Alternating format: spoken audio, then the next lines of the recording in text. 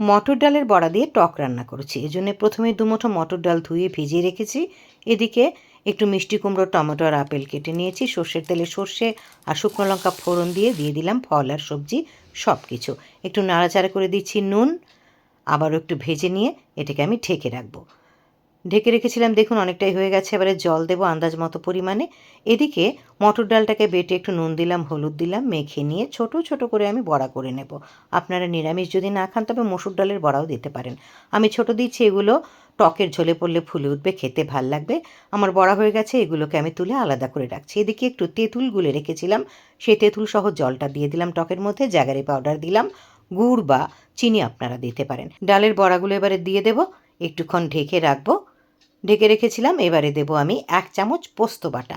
আপনারা চাইলে নারকেল পোস্ত বাটা দিতে পারেন। পোস্তটা কিন্তু আমি এখানে ভাজিনি। এবারে দেবো কয়েকটা লেবু পাতা। কিছুক্ষণ ঢেকে রাখবো, লেবু পাতার গন্ধটা উঠবে।